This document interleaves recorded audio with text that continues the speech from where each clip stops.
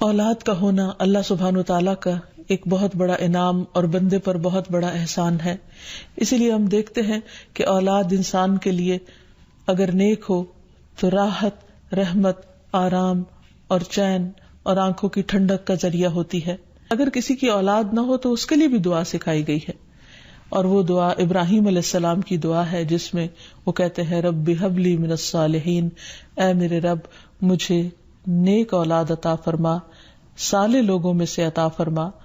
فبشرناہ بغلام حلیم، تو ہم نے اسے ایک بردبار بیٹے کی بشارت دی. یعنی اللہ سبحانہ وتعالیٰ نے ان کی دعا سن لی، اور یہ دعا بہت عرصے کے بعد سنی گئی تھی لیکن بہرحال سن لی گئی. ابراہیم علیہ السلام اللہ کے دوست تھے اور مستجاب الدعوات تھے، ان کی دعائیں قبول ہوتی تھی. لیکن یہاں یہ بات بھی پتہ چلتی ہے کہ دعا کی قبولیت کا مطلب یہ نہیں کہ جس وقت انسان منہ سے کوئی بات نکالے اسی وقت پوری ہو جائے.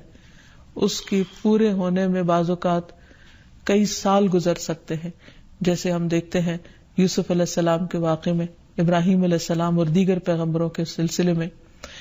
اور پھر ہم اس بارے میں یہ بھی دیکھتے ہیں کہ جس طرح ابراہیم علیہ السلام کی دعائیں قبول ہوئی تو انہوں نے اپنے رب کا اس پر شکر بھی ادا کیا اور فرمایا الحمدللہ الذی وہب لی علی الکبر اسماعیل و اسحاق ان ربی لسمیع الدعاء، کہ اللہ کا شکر ہے جس نے مجھے بڑھاپے میں اسماعیل اور اسحاق جیسی اولاد دی، بلا شبہ میرا پروردگار دعائیں سننے والا ہے. اور حقیقت یہ ہے کہ اللہ تعالیٰ پیغمبروں کی بھی سنتا ہے اور پیغمبروں کے علاوہ باقی لوگوں کی بھی دعائیں سنتا ہے.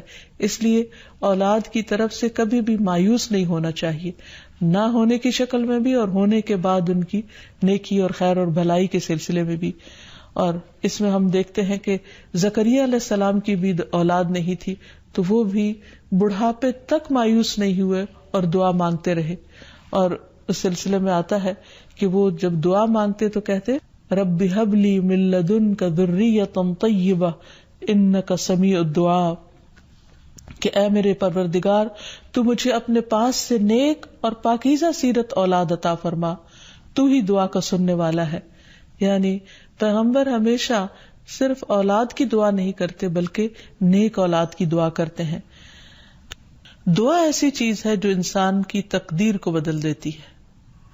عام طور پر ہم اپنے خاندانی زندگی میں، گھریلو زندگی میں جب پریشان ہوتے ہیں تو ہم سمجھتے کہ شاید یہ مشکلات زندگی کا حصہ ہیں اور ان میں کبھی کوئی تبدیلی نہیں ہو سکتی. حالانکہ اللہ سبحانہ وتعالیٰ کے لیے کسی بھی چیز کو بدلنا کچھ بھی مشکل نہیں. بعض اوقات ہمیں شیطان یہ وسوسہ ڈالتا ہے کہ یہ چیز تمہاری تقدیر میں لکھ دی گئی تھی اس لیے اب اس سے کوئی نجات کا راستہ نہیں.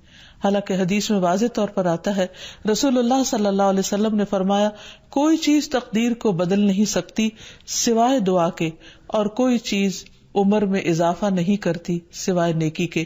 یعنی اگر انسان دوسروں کے ساتھ خیر و بھلائی کرتا رہتا ہے تو یہ چیز اس کے عمر میں اضافے کا ذریعہ بنتی ہے. تو بات یہ ہے کہ جب بھی ہم اپنے خاندانی حالات، گھریلو زندگی، اپنے ازواج یا اولاد کے سلسلے میں کچھ بھی پریشان ہو تو اللہ سبحانہ وتعالیٰ سے خوب خوب دعا کریں، اور دعا سے پہلے اللہ تعالیٰ کی حمد و ثنا بیان کریں.